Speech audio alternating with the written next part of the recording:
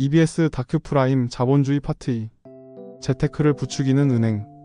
1990년대부터 금융시장이 개방되면서 외국의 자본이 몰려들어왔다.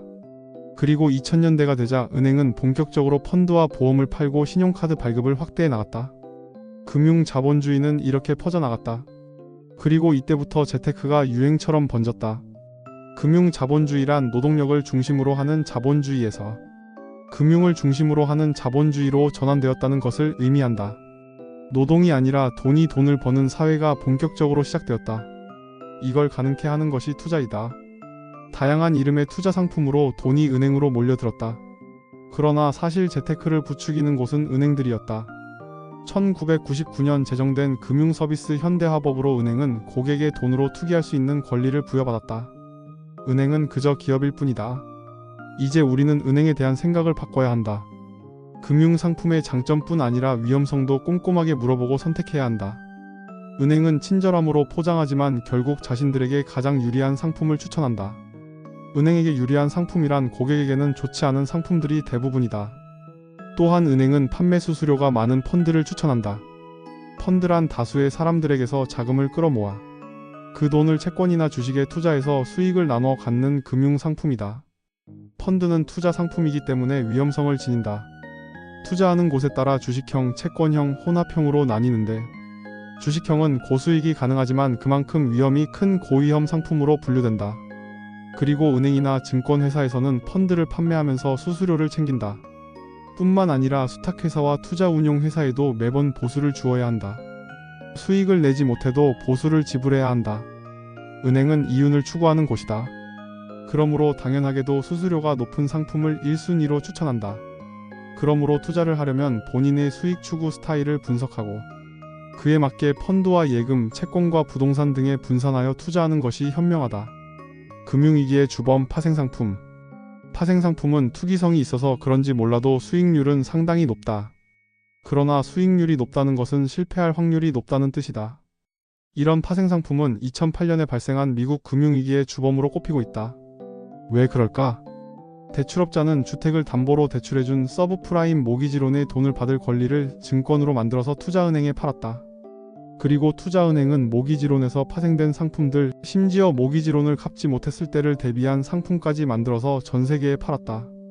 부동산 가격이 떨어지고 은행의 빚을 갚지 못하는 사람들이 늘어나자 서브프라임 모기지론이 부실해졌고 파생상품들도 덩달아 부실해졌다. 이 파생상품들과 연계된 또 다른 많은 파생상품들이 전 세계에 팔려나간 상황에서 충격은 전 세계를 강타했다. 금융상품에 투자하고 돈을 받기 위해서는 공부를 해야 하고 그것의 함정에 숨어있는 이면을 보는 안목을 키워야 한다. 특히나 복잡하고 어렵고 위험하기까지 한 자본주의 금융 시스템에서 살아남기 위해서는 금융에 대한 이해력, 즉 금융지능을 갖추어야 한다. 반복되는 금융위기. 자본주의는 구조적인 특성상 계속해서 악순환의 굴레를 만들어간다. 자본주의 체제가 존재하는 한 은행은 끊임없이 신용창출을 통해 돈을 부풀릴 수밖에 없고 누군가는 빚을 지고 파산을 해야 하며 그 안에서 금융자본은 계속해서 더 많은 수익을 올린다. 세계를 움직이는 기축통화인 달러를 찍어내는 FRB는 여전히 민간 기관이며 미국 정부는 FRB의 의뢰를 해야만 미국 지폐인 달러를 만들어낼 수 있다. 그리고 금융자본주의 사회에서 많은 서민들을 울렸던 투기적 자본은 여전히 국내에서도 활발하게 활동 중이다. 자본주의의 시스템 자체가 이미 이러한 위험성을 안고 있기 때문에 그 누구도 어쩌지 못하는 문제이다. 자본주의가 수정되거나 변화되지 않는 한 우리가 이 자본주의에서 살아가는 동안에는 이러한 위기는 끊임없이 되풀이될 수밖에 없다. 은행은 대출을 통해 돈의 양을 늘리고 중앙은행은 시스템에 없는 이자를 만들어 내기 위해 돈을 찍어내다 보면 인플레이션은 필수로 따라온다. 신용이 좋은 사람부터 대출을 받기 시작해 저신용자들까지 대출을 받아 생산적인 활동이 아닌 소비 활동에 집중하다 보면 거품이 터지고 파산하는 곳이 속출한다. 중앙은행이 통화량을 줄이기 위한 조치에 들어가면 시중에 돈이 부족해지고 금융위기도 쉽게 진정되지 않는다. 지금 이것은 단순한 지역적인 문제가 아니라 전 지구적인 문제이다. 자본주의의 문제를 해결하기 위한 노력들. 1776년 3월 국부론이 마침내 세상에 그 모습을 드러냈다. 국부론은 자본주의 시장 원리의 기초가 되는 메커니즘을 처음으로 밝혀낸 책이며 그 때문에 아담 스미스를 자본주의의 아버지라고 부르고 있는 것이다. 아담 스미스는 가난한 자들의 편에 서서 그들을 지지하고자 했다. 빈곤층의 모습을 직접 보면서 그들이 왜 가난해졌는지, 그리고 어떻게 하면 그들이 가난에서 벗어날 수 있는지 연구했다. 영국의 정치가였던 찰스 타운센드 공작이 그에게 양아들 헨리 스코트의 가정교사가 되어 그와 대륙 여행을 함께 해줄 것을 부탁해서 아담 스미스는 3년의 여행을 하게 되었다. 3년의 여행이 끝난 후 그는 여행에서 얻은 경험과 지식을 바탕으로 국부론을 쓰기 시작했다. 이렇게 탄생한 국부론은 철 지난 고전이 아니다. 최초로 자유시장 체제를 설명한 책이며 지금도 자본주의가 작동하는 원리를 가장 정확하게 설명하고 있는 명저이다. 아담 스미스가 이야기한 자유로운 시장체제는 19세기를 거치며 점차 자본주의의 모습을 갖춰갔다. 하지만 자본가에 의해 희생된 노동자들의 고통은 점점 더 커져가기만 했다. 그리고 이 시기에 아담 스미스처럼 인간에 대한 깊은 애정을 가진 또 한 명의 위대한 경제학자가 등장한다. 그는 바로 독일의 철학자 칼 마르크스이다. 그는 산업혁명으로 인해 기계 부품이 되어버린 노동자들의 삶을 보고 자본주의가 어떻게 그들의 삶을 파괴하는지 밝혀내고 싶어 했다. 1867년 마르크스의 자본론 1권이 세상에 나왔다. 이 책에서 그는 유물론적 변증법을 경제 연구에 최초로 적용해 자본주의의 문제점을 분석했다. 자본론에서 제일 먼저 다루는 것은 상품이다.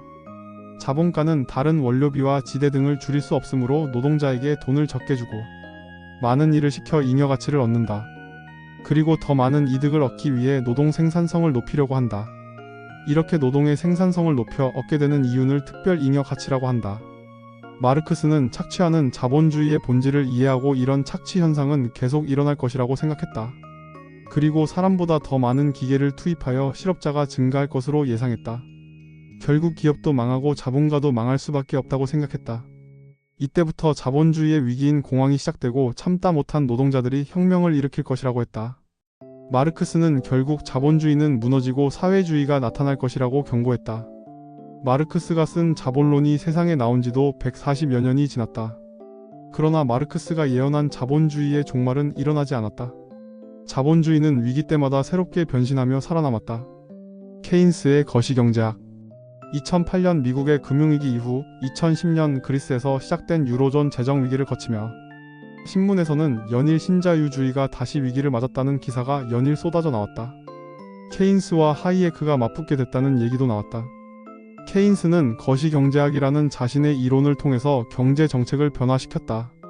그 전에는 없었던 국가의 경제를 관리하는 역할을 주었다. 그는 경제활동에 대해 생각하는 방식에 엄청난 영향을 주었다. 1945년부터 1975년까지 세계는 케인스주의에 의해서 운영되고 관리됐다. 불경기를 막기 위해 정부가 개입했고 정부의 예산과 통화 정책을 통해 경제의 균형을 잡으려고 노력했다. 그리고 아주 성공적이었다. 1929년 10월 24일 검은 목요일이라고 불리는 사건이 터지면서 세계는 대공황의 소용돌이에 빠져들기 시작했다. 검은 목요일은 1929년 10월 24일에 뉴욕 증권시장에서 일어난 일련의 주가 대폭락 사건을 말한다.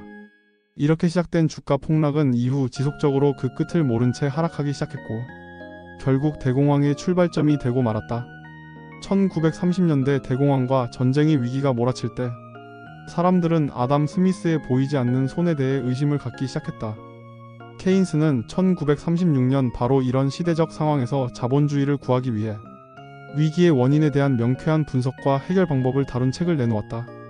바로 고용, 이자 및 화폐에 관한 일반 이론이었다. 이 책에서 케인스는 공황의 원인을 수요 부족이라고 주장했다. 경제가 잘 돌아가려면 소득과 수요가 거의 같아야 하는데 덜 쓰다 보니 경기가 침체되어 공황이라는 현상이 나타났다는 얘기였다. 정부의 역할에 관한 케인스의 새로운 이론은 거시경제학이라는 학문을 탄생시켰다. 공황에서 벗어나는 길은 정부가 재정 지출을 확대해 일자리를 만드는 것이며 그렇게 완전 고용이 이루어지면 현실적인 수요가 늘어나 경제가 되살아날 것이라고 주장했다. 케인스의 이론을 루즈벨트 대통령이 적극 받아들여 뉴딜 정책을 만들었다. 실업자와 굶주린 사람을 위한 복지 정책을 마련하고 댐, 고속도로 등을 건설해 일자리를 만들기 시작한 것이다.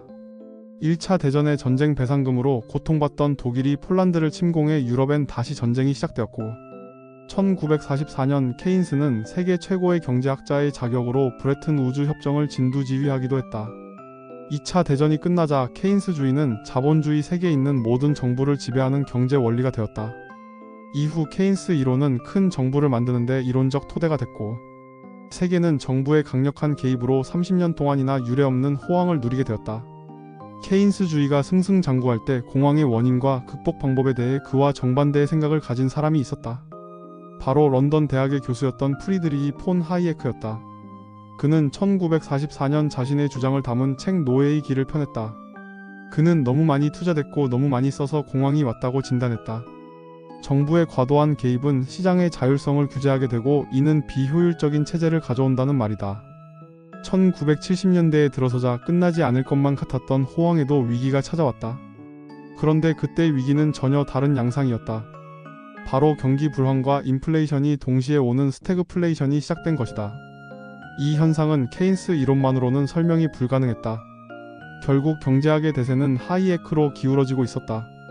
하이에크의 주요 이론은 인간이 이성적인 존재가 아니라는 것이다. 인간의 행동은 불완전한 지식에 기초한다. 계획자의 부족한 지식 때문에 중앙 경제 계획은 실패하기 쉽다.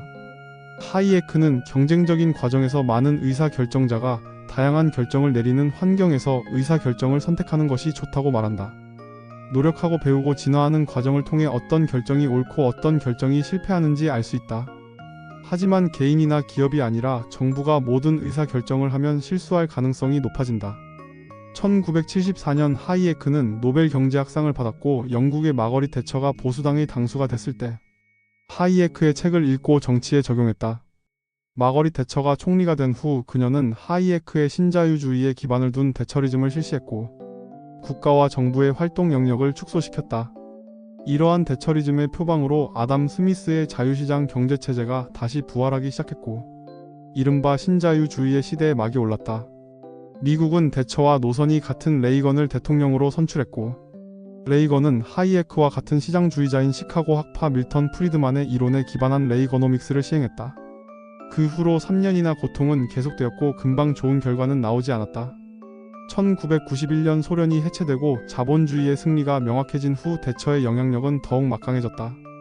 이때부터 복지보다 성장을 정부의 역할보다 시장의 역할을 더욱 중요하게 여기는 신자유주의가 지구촌 경제를 휩쓸었다. 미국과 영국은 세계화를 주장하며 세계 여러 나라의 시장 개방에 압력을 넣기 시작했다. 그 결과 세계는 글로벌 경제체제에 돌입하게 됐다. 또한 미국과 영국은 금융산업을 무기로 세계화에 성공했고 급기야 새로운 자본주의 형태인 금융자본주의를 탄생시켰다.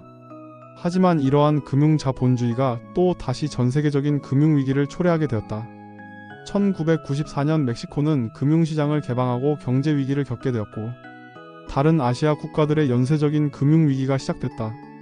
세계화가 시작되면서 부와 빈곤의 양극화가 가속화되고 불평등이 더 커졌다는 것 또한 사실이다. 문제는 신자유주의가 지금과 같은 소득의 양극화를 낳고 삶의 불안 요소를 양산한 것만큼은 사실이란 점이다. 일자리, 주거, 교육, 보육과 의료, 노후 문제는 과거보다 훨씬 더 심각하게 문제가 되고 있다. 복지 자본주의 2011년 9월 17일 세계 자본주의의 심장인 뉴욕의 월가 한복판에 1천여 명의 시위대가 모였다. 그들은 월가를 점령하라 는 구호 아래 금융자본의 탐욕을 지탄하고 양극화와 빈부격차의 해소를 촉구하는 시위를 벌였다. 월스트리트 시위는 금융위기에 대한 자연스러운 반응이다. 실업률이 9%에 달하는 심각한 위기가 일어났는데도 그 누구도 벌을 받지 않는다는 것이 문제다. 중요한 것은 금융계의 도덕성 결여이다. 이제 우리가 할 일은 다시 문제의 원인을 분석하고 보다 근본적인 해결책을 찾는 일이다. 자본주의가 지닌 문제의 가장 본질적인 부분인 소득의 불균형에 대해 접근해야 한다. 미국에선 1%의 최상위층이 지난 20년간의 소득의 대부분을 가져갔다. 나머지 99%는 제자리 걸음을 하고 있다. 이는 세계적인 추세이다. 이런 분배에 문제가 있는 자본주의는 버려야 할까? 많은 석학들은 버릴 게 아니라 자본주의를 고쳐 써야 한다고 주장한다. 자본주의는 인류가 부를 생산해내는 데 있어서는 최적의 시스템이라고 할 수 있다. 자본주의의 장점을 살리면서 소득의 불균형을 보완할 수 있는 사회적인 안전망을 고려해 볼 수 있다. 고장난 자본주의를 바꾸기 위해 국민이 주인이 되는 복지를 고려해야만 한다. 경제 발전을 위해서는 공급이 늘어나는 데에 따라 수요가 늘어나야 된다. 그런데 만약 경제 성장의 결과가 사회 구성원들에게 골고루 분배되지 않으면 생산의 증가를 따라갈 수 있는 소비의 증가가 수반되지 않는다. 결국 경제 성장은 제대로 된 분배에 의해서만 달성될 수 있다. 그러므로 복지를 하는 것이 더 경제적이라고 할 수 있다. 우리가 해야 할 복지는 퍼주기식 복지가 아니다. 일자리를 만들어내는 생산적인 복지이며 약자들이 스스로 자립할 수 있도록 도움을 주는 건강한 복지다. 복지 자본주의가 필요한 또 하나의 이유는 바로 창의성 때문이다. OECD 국가들 중에서 복지 지수가 높은 나라들이 창의성 지수도 역시 높게 나오고 있다. 창의성을 키워서 금융 자본주의 세계에서 경쟁력을 확보하려면 복지에 신경 써야 한다. 지금까지 자본주의는 자본가, 은행, 정부를 위한 자본주의였다. 그러나 이제는 이 자본주의의 혜택이 99%의 평범한 사람들에게 돌아가야 할 때이다. 자본주의가 가지고 있는 강력한 성장 엔진을 이제는 우리 모두를 위해 나눠 써야 할 때가 되었다. 소득의 불균형 문제를 해결하고 낙오자가 생기지 않도록 돌보면서 더 많은 사람들이 행복한 자본주의를 만들 수 있다. 우리가 살고 있는 경제체제에 대한 상세한 설명과 그로 인한 문제점을 날카롭게 지적했다. 그리고 이 문제들을 보완하는 다양한 방안들까지 함께 다루고 있는 너무나 훌륭한 책이다.